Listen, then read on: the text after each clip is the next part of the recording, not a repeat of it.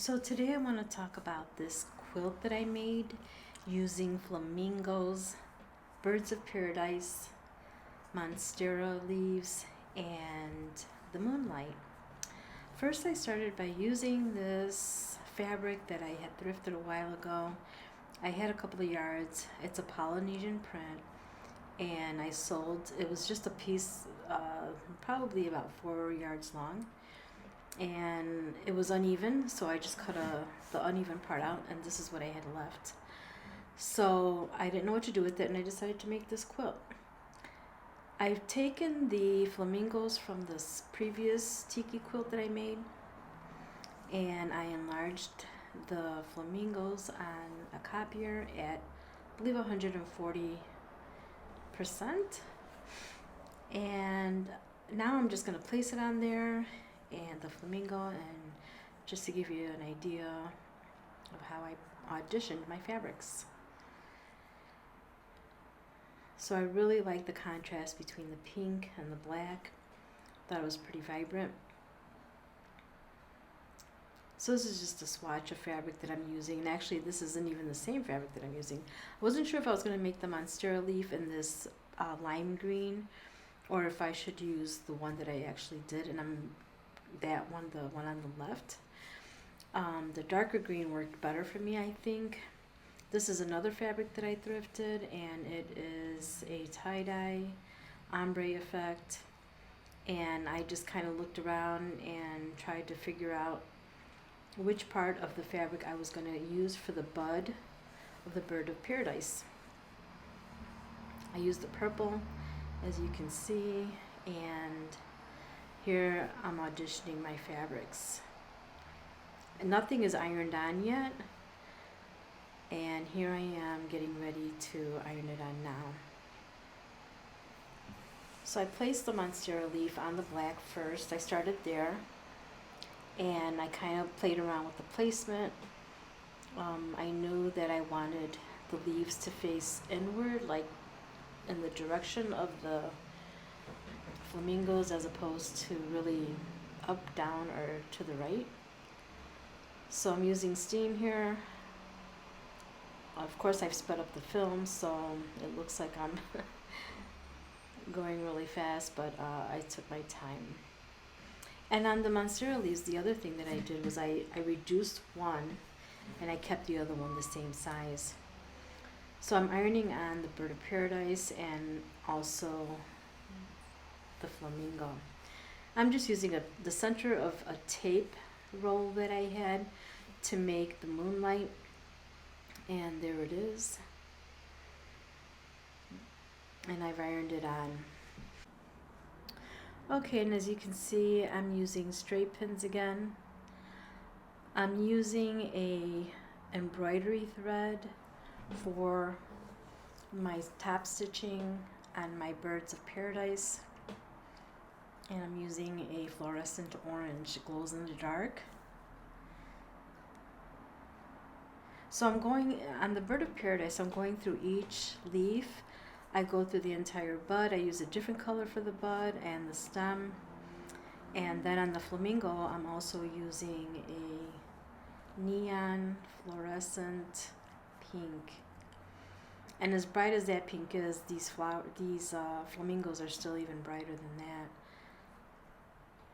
So I'm zigzagging here, and I'm using a small stitch and a narrow zigzag. I just want to make sure that it's stabilized and that the ends don't fray, because this fabric, both the orange and the pink, are Polynesian prints, so they will fray a little bit. Not as bad as some other fabrics, but it still will fray. And even though I've used the heat and bond, for whatever reason, this fabric will still come undone. And you can see just a little bit on the pink. Maybe once I'm done with the quilt you can see it better, but it does fray just a little bit.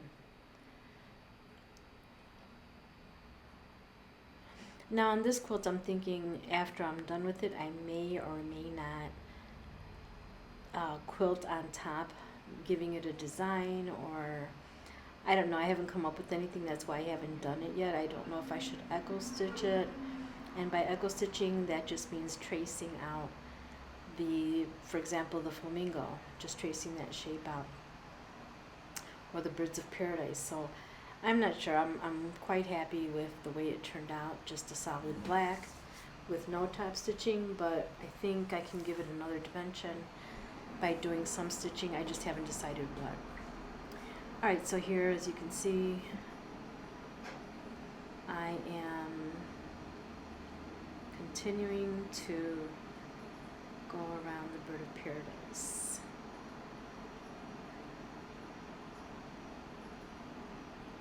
And I'm almost done with this one. Okay, underneath you'll see that I used a flannel print, and this one is a black, like a black Christmas print.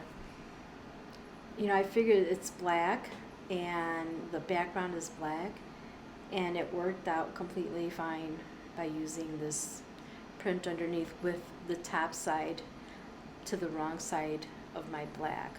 So the top side of the flannel to the wrong side of the black Kona cotton.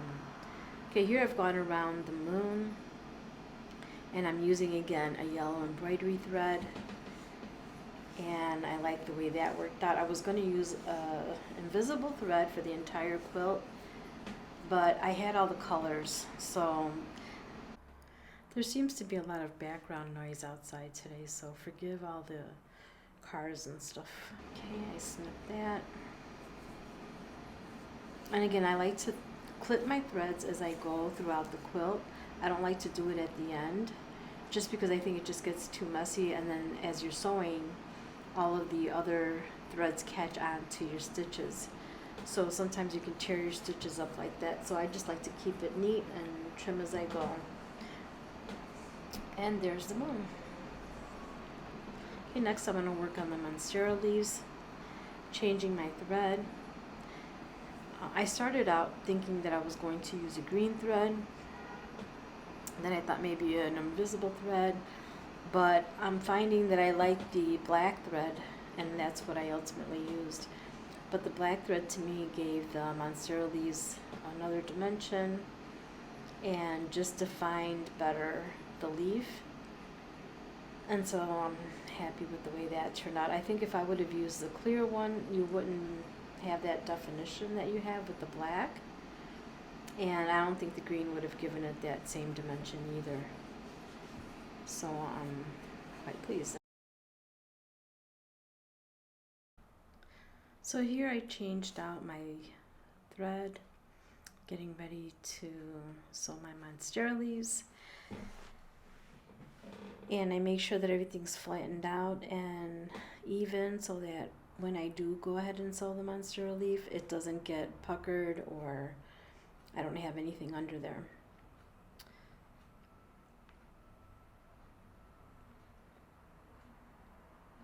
Okay, again, I'm using a zigzag. It's the black thread.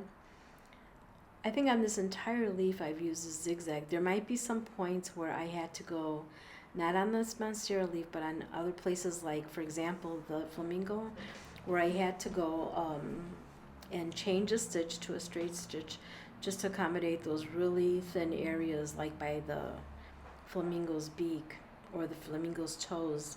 On the flamingo's toes I definitely used a straight stitch because it's so small of an area that no zigzag would have fit under there that my machine can handle.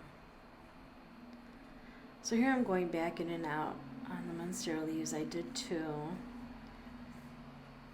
And one of the elements that I like about this quilt is that there's only 7 pieces to it. So there's 2 flamingos, 2 birds of paradise, 2 monstera leaves, and the moon. So I had envisioned like just a plain simple quilt with some vibrant color in it at night.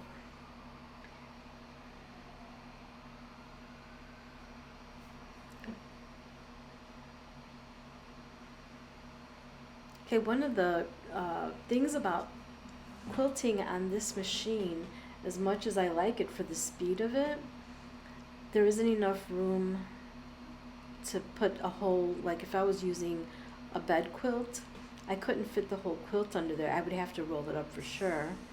and depending on the size of the quilt, it wouldn't fit. So on these smaller art quilts, it works out okay because I can still roll it up, or I don't have to, but it works out for me. Okay, so here I am finishing up this monstera leaf. I'm almost done with my quilt. I'm again using the embroidery thread, and the only reason that I'm using the embroidery thread is because that's what I have. I'm just going through what I have. I haven't bought any of this fabric specifically for these quilts. I just happen to have this fabric. I have a room full of fabric, so I'm just going through what I have. So I'm liking the embroidery thread. I like the little bit of sheen that it has, that, you know, when you look close up, you can see it. Of course, from far you can't.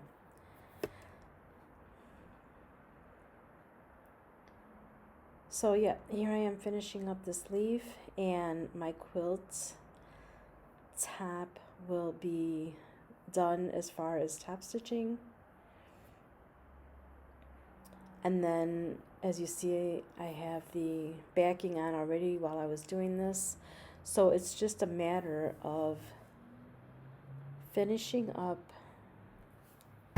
Okay, so here the next thing that I need to do is I need to just stitch around the entire quilt, and the next thing after that is to sew the binding on. So right now I am stitching all around the quilt, and that's just to stabilize the quilt so that when I put the binding on, the bottom layer, the middle layer, like the flannel, and the quilt top will all be sandwiched together, keeping it in place so that when I put the binding on, it doesn't move.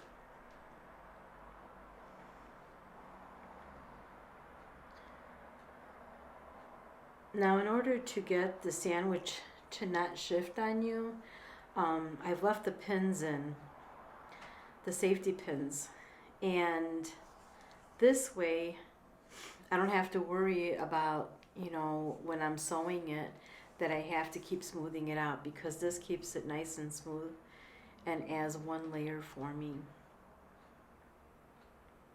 Okay, I've made my own quilt binding, and you just need to get the tools for that at JoAnn. It's a very simple, just cut it on a 45-degree angle, and I show that in another video. I believe it's the Tiki quilt, where I show how I made my binding.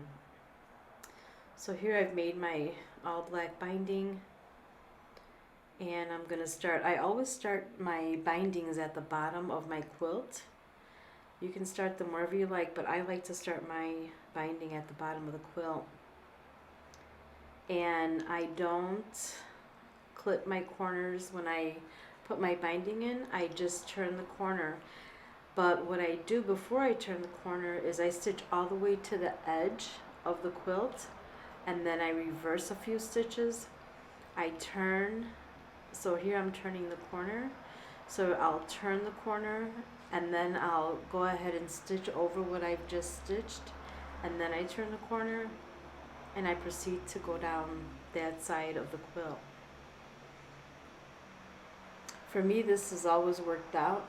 I've installed quite a few bindings in my time, not just on quilts. I used to make other things with bindings, so I don't pin it, I just sew it in.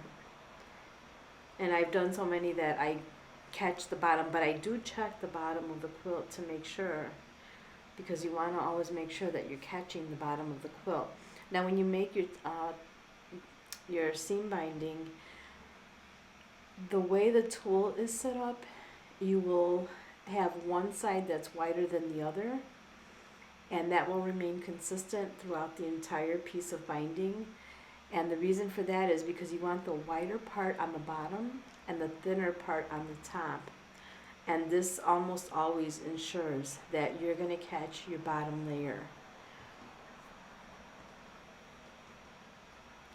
Okay, as you see, I've still left the pins in. If I need to adjust anything, then my pins are already set. My safety pins is what I'm referring to. Then my safety pins are already set in, and I don't have to worry about it. And then I'll take my safety pins off as soon as I get done sewing in my binding. Now of course you can have the binding in any color that you choose. I chose black. I initially thought of doing it in like a pink, or that orange from the Bird of Paradise flower, but I decided to just go ahead with the black. Also the backing of this quilt is black, and I didn't show that because it's just a solid black. And the backing is also something else you can do in any fabric you choose, but I just wanted mine black. Okay, so here I am almost finishing up. I'm halfway through the quilt.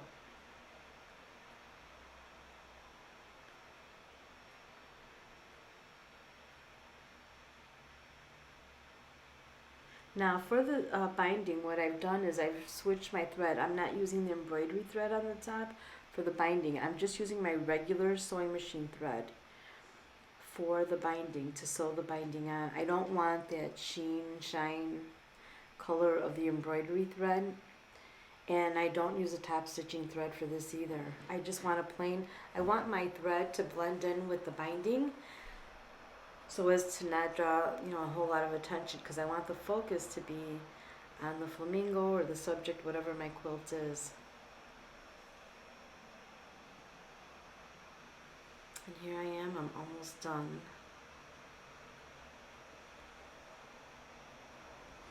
Now if you want your binding to have a more decorative thread, like an embroidery, I would suggest auditioning your threads, just doing a couple of samples on a binding and see what you like best.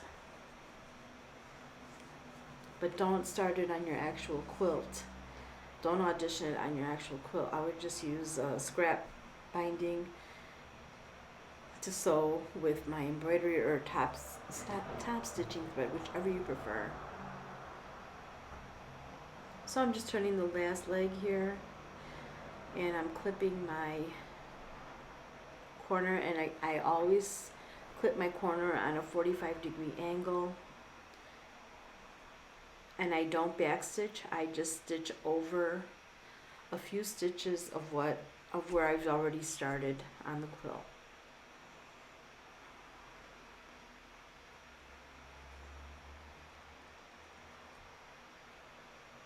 And here's the last lap.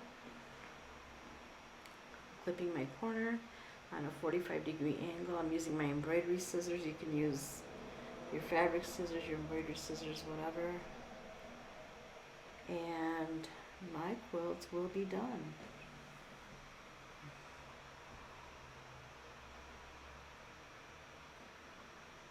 And that's it.